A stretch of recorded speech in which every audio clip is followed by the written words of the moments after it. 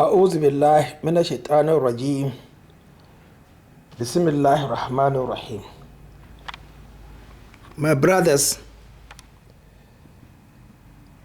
I many times see people encouraging brothers to seek forgiveness of Allah subhanahu wa ta'ala, or from Allah subhanahu wa ta'ala.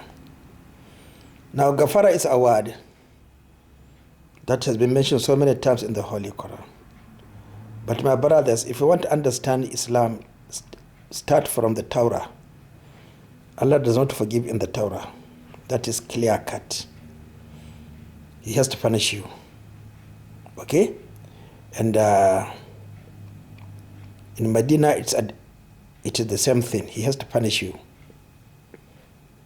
Okay? So he punished the people of Badr.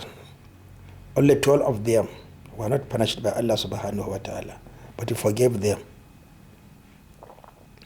Battle of Uhud, Rasulullah sallallahu alayhi wa sallam was injured.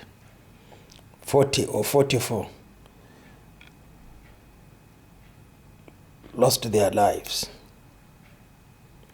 So in Medina, for the 10 years of Rasulullah sallallahu alayhi wa sallam's practical demonstration and explanation, everything must be punished.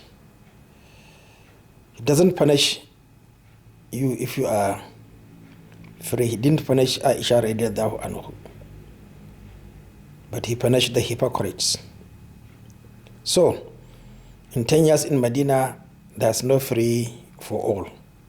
If you do it, you must be punished. So after that, well, the Sahabas will punish you if you break the Sharia of Rasulullah sallallahu alayhi wa sallam. But today it's not the same. Nobody is punished. We prefer to be punished in the hereafter than in this world. So Ghufran is not actually what they are telling you to do. Yes, Rasulullah sallallahu alayhi wa sallam, they quote quite often his hadith that he seeks forgiveness 100 times every day. But a rabbi told me that, or the Jews whom I communicate with told me that there's too much prohibitions in the Torah that they cannot actually obey Allah subhanahu wa ta'ala. I think, is it 366 prohibitions? Or I have forgotten the details. So every second it is prohibition. For every second it's prohibition. So that is what it meant, but not that Rasulullah sallallahu alayhi wa sallam committed, disobeyed Allah, and then he seek for forgiveness. No, that's what it means. Does it mean that at all? So forgiveness is to cover you from being soiled, cover yourself, prevent your dress from being soiled, wash it, and then dye it. Okay? And there can't be forgiveness if you follow deliberately, consciously, disregard Rasulullah sallallahu alayhi wa sallam. You can't be forgiven if you go to Mecca and perform ilhad. You can't go to Mecca or on pilgrimage then be forgiven because you haven't observed the Sunnah of Rasulullah sallallahu alayhi wa sallam.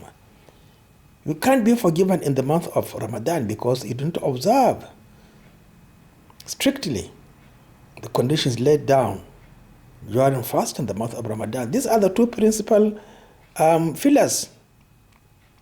Nobody gives. How many give zakat? How many can afford to go to pilgrimage, which is again the most dangerous act of defiance?